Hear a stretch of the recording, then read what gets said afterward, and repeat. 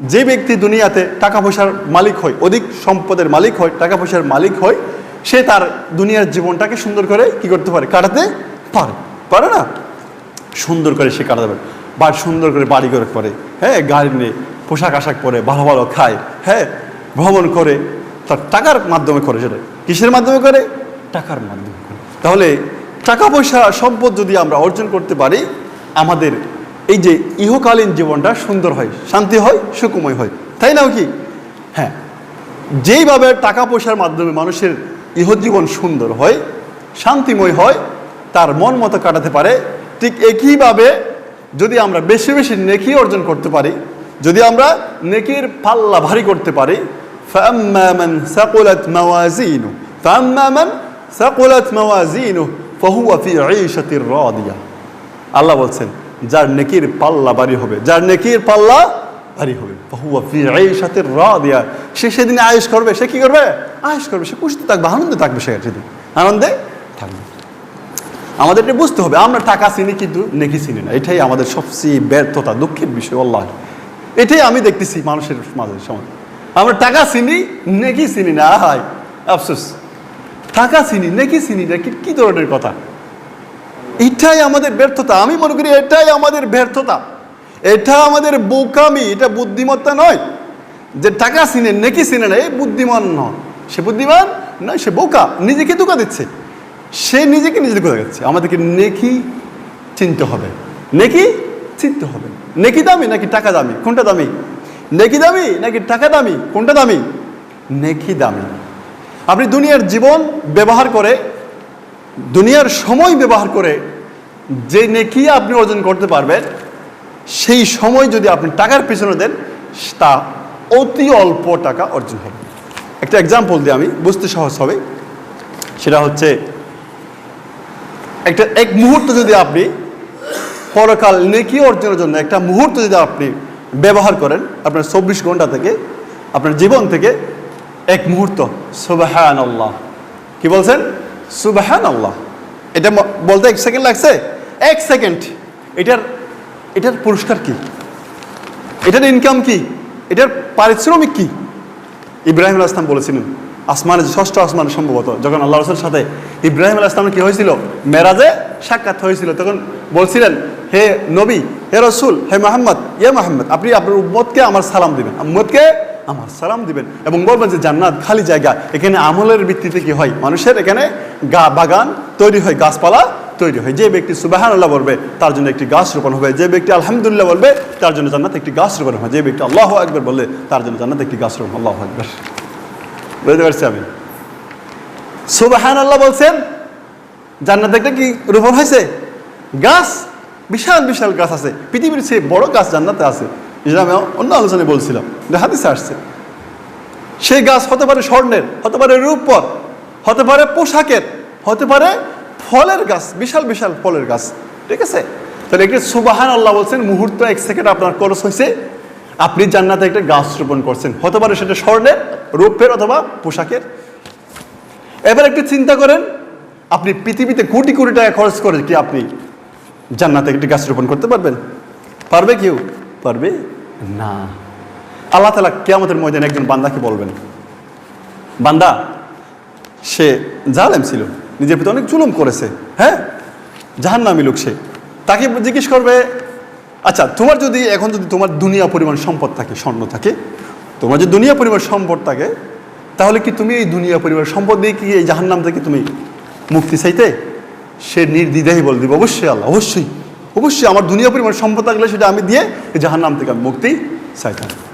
তখন আল্লাহ বলবেন, তুমি মিথ্যা বলছো, তুমি মিথ্যা বলছো, তোমার কাছ থেকে দুনিয়াতে আমি চাই নাই।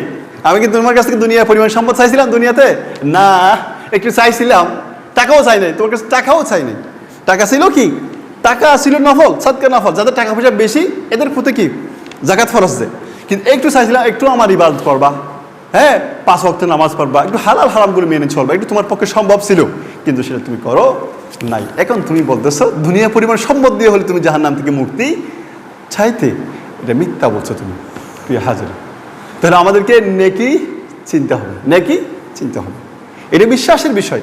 এটা নেকি আপনি দেখবেন না, নেকিকে আপনাকে রিয়েলাইজ করতে হবে, অন্তরে ধারণ করতে হবে, জান্নাতকে আপনাকে দিলের মধ্যে ধারণ করতে হবে। আপনাকে চিন্তা করতে হবে, আমি পর জীবনে সফল হতে চাই, পরকালে স্থায়ী জীবনে আমার কেরিয়ার হচ্ছে পরকালের কেরিয়ারটাই আসল কেরিয়ার। এই দুনিয়ার কেরিয়ারটা আসল কেরিয়ার না, এই দুনিয়ার কেরিয়ার আসল কেরিয়ার না। মানুষ কেরিয়ার পাগল হয়ে যায়। কি বোকা, আমি বলি বোকা এগুলো। 30-35 বছরের জীবন বেশি গুরুত্বপূর্ণ নাকি অনন্ত জীবন, কোনটা? মানুষ কি করে, তার সে 30-35 বছর যে পড়াশোনার যে একটা সময় থাকে, এটা প্রচুর পরিমাণে স্টাডি করে, দুনিয়া বিজ্ঞান, সব দুনিয়া বিজ্ঞান স্টাডি করে, পড়াশোনা করে, ডিগ্রি অর্জন করে, ভালো একটা চাকরি নিয়ে অথবা একটা ব্যবসা এস্টাবলিশ করে। কি জন্য? তার পরবর্তী হয়তো 35 বছর, মানে চাকরির পরে এস্টাবলিশ হওয়ার পরে তার পরবর্তী 30-40-50 বছর থাকে না, ওই সময় যাতে সে একটু আরামের সাথে কী করে কাটাতে পারে। এই জন্য তার সমস্ত শ্রম, জ্ঞান, চেষ্টা সে ইনভেস্ট করে দিয়েছে। ঠিক আছে? তাহলে তোমার পরকালের জন্য তুমি কী করছো? পরকালের জন্য কী করছো? এই বাকি 30 বছর এটা এমনি তুমি সুখে থাকলেই চলে যাবে, এটা দুঃখে থাকলেও চলে যাবে, এটা চলে যাবে।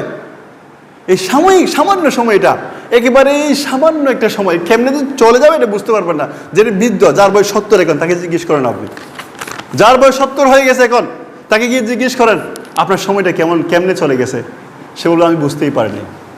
কেমনে যে আমি বুড়া হয়ে গেলাম আমি বুঝতে পারিনি। আমার মনে হচ্ছে যে কালকে, এটা একদিনের মতো লাগছে। হ্যাঁ, এটাই জীবন, এটাই জীবন। এই যে আমার বয়স এখন অনেক হয়ে গেছে, হ্যাঁ, প্রায় 35+, ঠিক আছে? এই 35+, আমি তো অসহায়, আমি নিজে অসহায়, চিন্তা করি আমি কিছুই পাই না। হায়, এই 35 বছর আমি কিছু করতে পারিনি। আমি বুঝতেই তো সব চলে গেছে, 35 বছর বুঝতেই 35 বছর চলে গেছে। আমি আমল কখন করব? আগামীতে আমি 2 বছর হায়াত পাবো, 1 বছর হায়াত পাবো, এই গ্যারান্টি কে দিবে আপনাকে? এই গ্যারান্টি কে দিবে? আল্লাহ আলম। আল্লাহর কাছে বেশি চাইতে হবে, আল্লাহর কাছে বেশি চাইতে হবে, যাতে আল্লাহ তাআলা নেক আমল করার সুযোগ দেন, তৌফিক দেন। ঠিক আছে? এটাই হচ্ছে আসল বুদ্ধিমত্তার বিষয়। প্রিয় হাজির, যেটা বলছিলাম, আমরা পরকালের জীবনে যদি আমরা সফল হতে চাই, আমরা স্থায়ী জীবনে যদি আমাদের সফল হতে চাই, তাহলে আমাদেরকে যেটা করতে হবে সেটা হচ্ছে রমজানে আমরা যেই ভালো যেভাবে আমল করার আমরা চেষ্টা করেছিলাম, সেই আমলটা পুরো বছর করার চেষ্টা করব। সেটা হলে কি হবে? আপনি পরকালের জীবনে এগিয়ে যাবেন। এটা এখন বুঝবেন না? হ্যাঁ, দুনিয়াতেও বোঝা যায়, দুনিয়াতেও যদি আপনার জ্ঞান থাকে দেখতে পাবেন। হ্যাঁ, দুনিয়াতেও বোঝা যাবে, তবে পরকালে এটা দেখা যাবে। পরকালে এটা একেবারে পুরাপুরি আল্লাহ তাআলার কাছ থেকে আমরা জাযা পাবো। প্রিয় হাজিরিন, তাহলে আমরা যেটা বলতে চাচ্ছি, রমজানে আমরা অনেক ইবাদত করেছি আল্লাহ তাআলার। ঠিক আছে? তারাবি, তাহাজ্জুদ আমরা করেছি, সাদকা করেছি, উত্তম ব্যবহার করেছি মানুষের সাথে, আমরা কোরআন তেলাওয়াত করেছি, সাদকা করেছি। ঠিক আছে? আমরা অন্যায় থেকে আমরা কি করেছি? নিজেদেরকে বিরত থেকেছিলাম। ঝগড়া, পাসাদ, মানুষের কাছে জুলুম করা, এই সমস্ত অন্যায় কাজ থেকে আমরা বিরত থাকছিলাম। ভালো কাজ করার জন্য আমরা কি করেছিলাম? চেষ্টা করেছিলাম। এইভাবে আমরা আমাদের জীবনকে আমরা সাজাবো, বেশি বেশি আল্লাহর কাছে দোয়া করব। সালাফদের নীতি ছিল, তারা রমজান যাওয়ার পরে 6 মাস দোয়া করতেন। রমজান যাওয়ার পরে 6 মাস দোয়া করতেন, যাতে আল্লাহ তাআলা ইবাদতগুলো কবুল করে রমজানের। আল্লাহু আকবার। বিশ্বাস হয়? রমজান যাওয়ার পরে 6 মাস দোয়া করতে, যাতে আল্লাহ তাআলা রমজানের আমলগুলো কবুল করেন। আল্লাহু আকবার। এই জন্য আমাদের দোয়া করতে হবে আল্লাহর কাছে, যাতে আমাদের আমলগুলো আল্লাহ তাআলা কবুল করেন। আমল করে ফেলছি, এটা কবুল হয়েছে কি হয়নি আমি জানি না। আমাদেরকে ভয় করতে হবে আল্লাহ তাআলার কাছে, আল্লাহকে ভয় করতে হবে। হয়তোবা কবুল হয়নি, যার দেহের মধ্যে হারাম ছিল, যার শরীরে হারাম ছিল, পোশাক হারাম, শরীর হারাম, ঠিক আছে, পানীয় হারাম, খাবার হারাম, তাহলে সে দোয়াগুলোতে দোয়া কবুল হবে না।